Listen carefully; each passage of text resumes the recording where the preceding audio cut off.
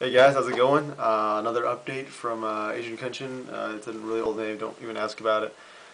So previously I went through the thoughts on acoustic bass, and I thought that was, probably not the best video, in terms of quality, video quality. Maybe the audio quality, but it was probably in the soft side.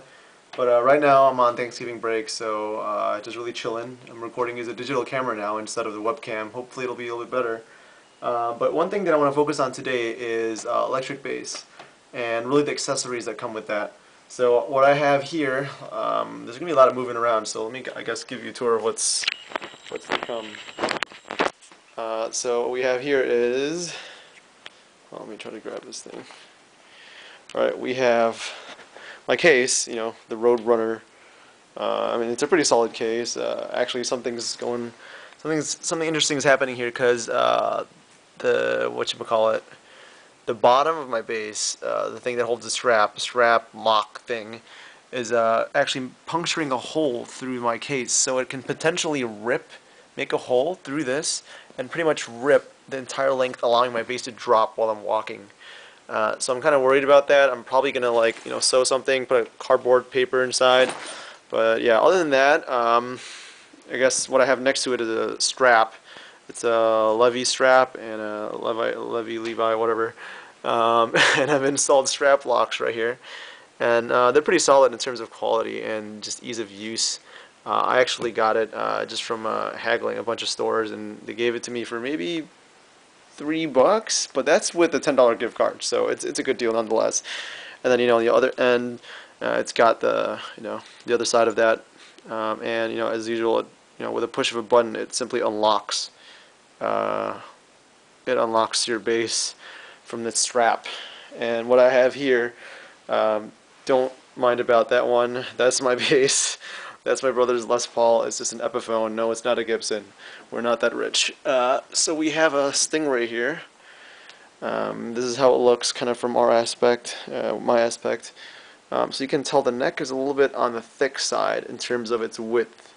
The nut side is quite huge, and the tuners are absolutely enormous. I should let you know that this actually isn't the actual Stingray. It's the import version.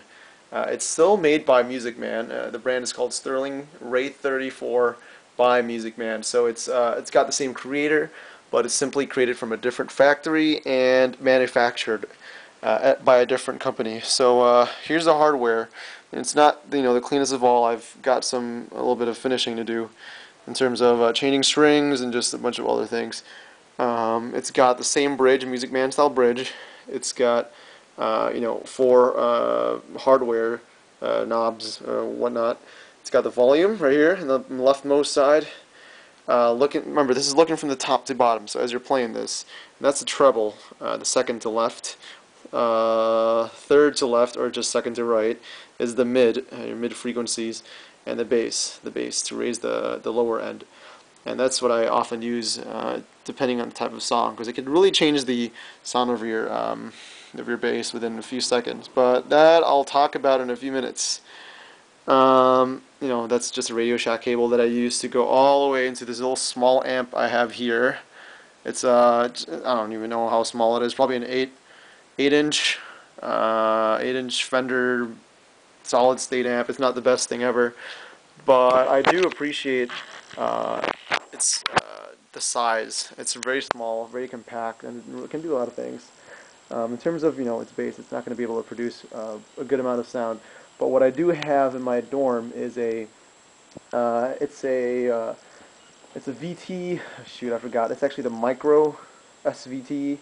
I'm not sure if you guys are familiar with it. It's like $300 for the head and $300 for the cab. It's completely solid state. But what I do enjoy is the cab, because it's got the same sound as it does for the 8x10. The huge one, the classic cab. I don't know what people call it. Anyway, so that's what I have in terms of accessories.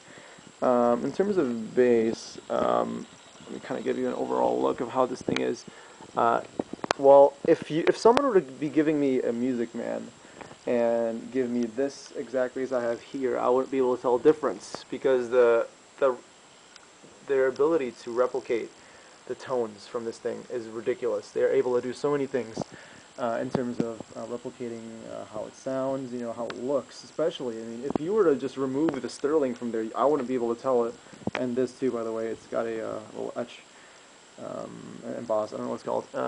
If you were to simply remove the sterling and all signs of the company, I wouldn't be able to tell I'm holding something that's not a Music Man.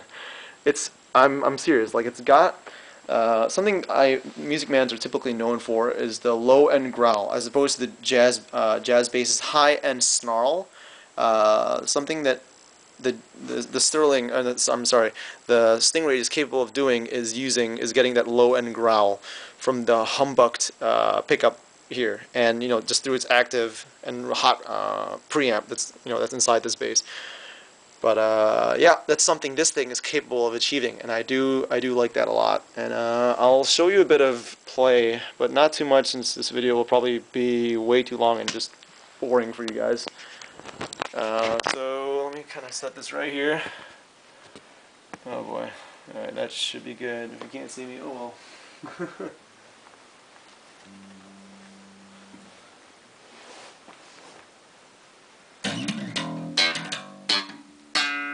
Whoa, it's out of tune.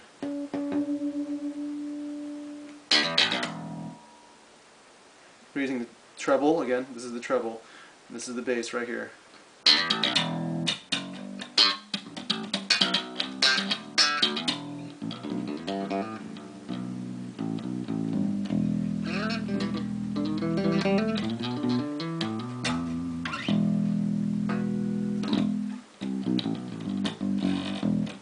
Yep, so I mean, the sound's not going to be the best. You're limited by, the width of the speakers, the diameter, not the width.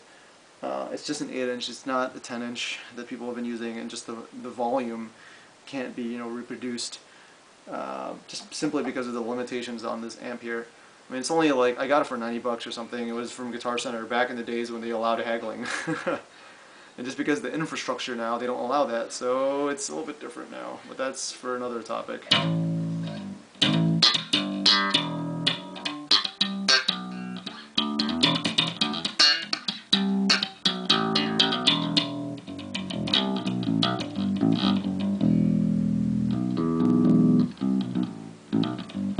So yeah, it's got that low-end growl that no other basses can achieve. Well, I mean, I'm pretty sure you can replicate it with basses that are really diverse in terms of tones, like Ibanez. But Music Man is something that I love, because the tone is what gets me. Yeah, I've been saying this a lot, but the low-end growl is really something that you can immediately recognize in a bass, provided that it is directly outputted into an amp without without any effects or anything in between that. But yeah, I mean, the other bass that I would get is the jazz bass, just simply because of its high-end snarl. I like calling it a snarl and a growl. Growl in terms of the Music Man's ability to give that sound, and then snarl in terms of the jazz bass's ability to do that. So yeah, so it's got that growl. But yeah, if you got enough of that, I'm gonna turn this off. What else do I have here? Nothing much. So yeah, so I guess it kind of recaps what I did for today. For right now. So I went through the strap. Went through the case. Went through the bass, obviously, and that rhymes. The stand, I don't have to do that, and then the amp.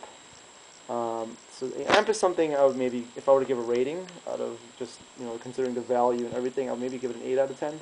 But the bass, I would definitely give it a 10 out of 10 in terms of its value. I did get it for $700, and it's quite a bit of money for some people who might not necessarily have an income like I do. But it's definitely worth the price, just because of your ability to, replicate the Stingray's original sound. I'm at about 10 minutes, so I'm going to have to cut off right around here, but yeah. So thanks for joining me for today, and I guess just touring around my house during Thanksgiving break. Alright, we'll see you guys later.